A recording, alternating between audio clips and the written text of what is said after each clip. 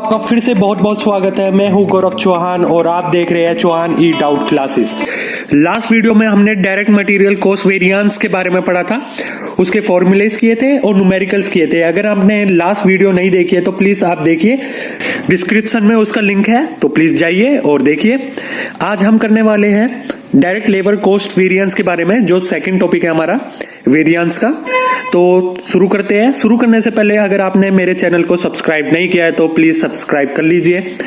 नीचे red colour का subscribe का बटन आएगा, उसको दबा देना और वीडियो अच्छी लगे तो प्लीज लाइक कीजिए। जैसे हमने डायरेक्ट मटेरियल कॉस्ट वेरिएंस के फॉर्मूले पढ़े थे कि उसमें 5 फॉर्मूले होते हैं, वैसे ही डायरेक्ट लेबर कॉस्ट वेरिएंस के भी कुछ फॉर्मूले होते हैं।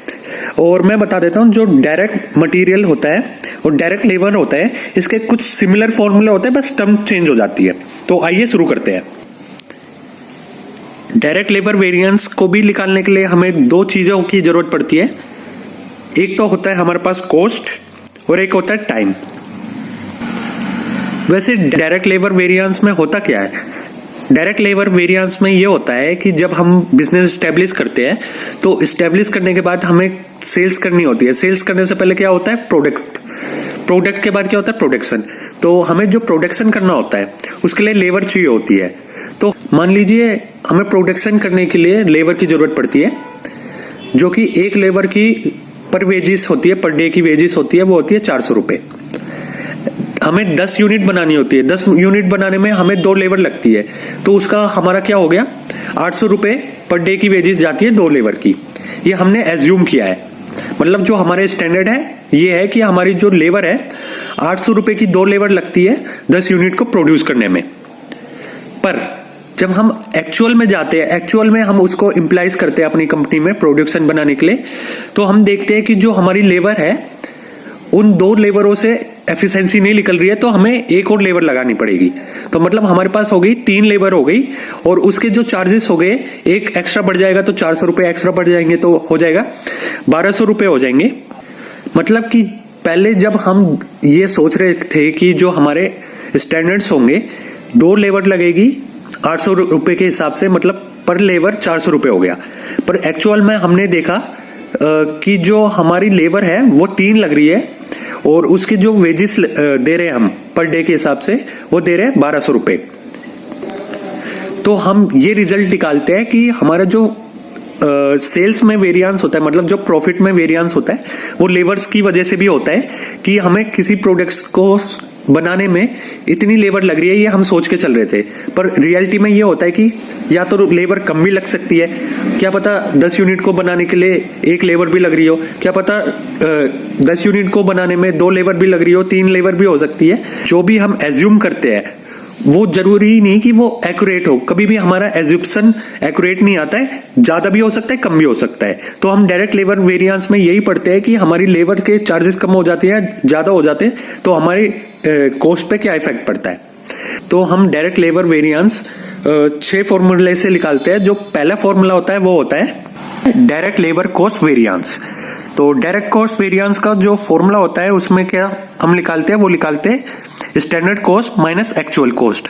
अगर आप देखोगे तो हमने मटेरियल कॉस्ट वेरिएंस का भी सेम ऐसे ही निकाला था, उसका भी फॉर्मूला यही था, standard cost minus actual cost. पर जो इसमें टर्म्स दे रखी है, जैसे कि हमने पहले निकाला था SQ इंटू SP, मतलब standard quantity into standard price, पर उसके बदले में ये जो चेंज हो जाएगा वो हो जाएगा standard rate into standard time. मतलब आइए मैं आपको दिखा देता हूं। जैसे कि मैंने ये छोटा सा नोट बनाया है कि मटेरियल वेरिएंस के SQ का क्या होता है? Standard quantity. SP का मतलब होता है स्टैंडर्ड प्राइस। AQ का मतलब होता है एक्चुअल क्वांटिटी, और AP का मतलब होता है एक्चुअल प्राइस। जो रिप्लेस हो जाता है लेबर वेरिएंस में, SQ हो जाता है SR मतलब स्टैंडर्ड रेट, SP हो जाता है ST मतलब स्टैंडर्ड टाइम, AQ हो जाता है AR मतलब एक्चुअल रेट, और AP का हो जाता है AT मतलब एक्चुअल टाइम।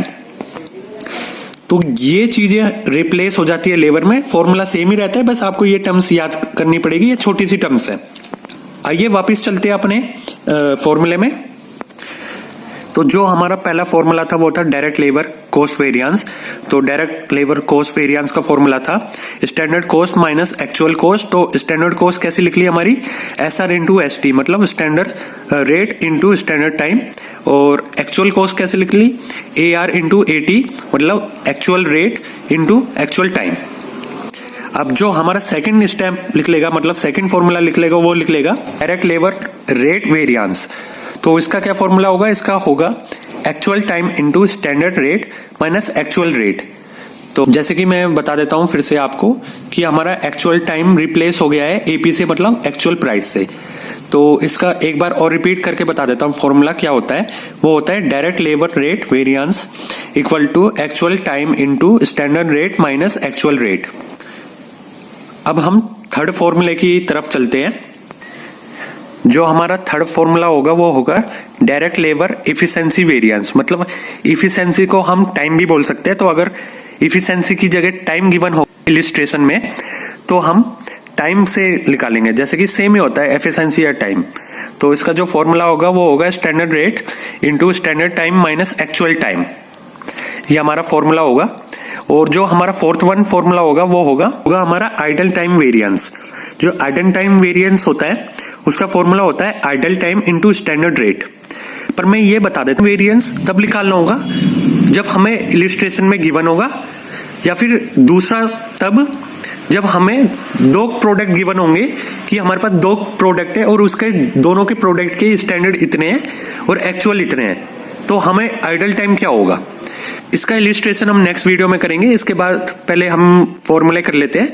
तो हमारा जो फॉर्मूला है फिफ्थ वन, उसके पहले जाने से पहले मैं एक बार रिपीट कर देता हूं। तो ये आएगा idle time variance. Idle time variance का फॉर्मूला होता है idle time into standard rate, बहुत इजी है। फिफ्थ वन होगा हमारा डायरेक्ट लेबर मिक्स वेरिएंस। तो इसका फॉर्मूला होगा SR का आपको पता है शॉर्ट फॉर्म में क्या होगा, स्टैंडर्ड रेट हो जाएगा, इनटू में क्या होगा reserve standard time minus actual time. तो रिजर्व स्टैंडर्ड टाइम हमें निकालना पड़ेगा, वो फॉर्मूले में गिवन होगा कि कैसे निकालना होगा, मैं वो बताऊंगा आपको। और सिक्स फॉर्मूला होगा वो होगा डायरेक्ट लेबर यील्ड वेरिएंस। तो इसका फॉर्मूला होगा SC पर यूनिट, मतलब standard cost per unit into standard price minus actual price. ये थे हमारे डायरेक्ट लेबर वेरिएंस का फॉर्मूले। तो आइए एक बार और रिकॉल कर लेते हैं, मतलब रिवाइज कर लेते हैं। पहला जो हमारा फॉर्मूला होगा डायरेक्ट लेबर वेरिएंस को निकालने के लिए वो होगा डायरेक्ट लेबर कॉस्ट वेरिएंस, मतलब ये कॉस्ट का है। तो इसका जो फॉर्मूला होगा वो होगा standard cost minus actual cost. और दूसरा हमारा जो फॉर्मूला होगा वो होगा डायरेक्ट लेबर रेट वेरिएंस। जो पहला था वो कॉस्ट था, ये था रेट होगा। तो इसका जो फॉर्मूला होगा वो होगा actual time into standard rate minus actual rate. और जो हमारा थर्ड होगा वो होगा डायरेक्ट लेबर इफिशिएंसी वेरिएंस। तो आपको पता है इफिशिएंसी के बदले में अगर टाइम आ जाए तो हम टाइम से निकालेंगे, कंफ्यूज नहीं होंगे कि इफिशिएंसी दे दिया है तो इफिशिएंसी से निकालेंगे और टाइम गिवन है तो टाइम से निकालेंगे। और इसका जो फॉर्मूला होता है वो होता है standard rate into standard time minus actual time. और जो फोर्थ वन होगा वो होगा आइडल टाइम। आइडल टाइम का फॉर्मूला क्या होता है, idle time into standard rate. उसके बाद हम निकालेंगे direct labour mix variance. Direct labour mix variance का फॉर्मूला होगा standard rate into reserved standard time minus actual time. और जो लास्ट हमारा होगा वो होगा sixth direct labour yield variance. तो इसका जो फॉर्मूला होगा वो होगा standard cost per unit into standard price minus actual price.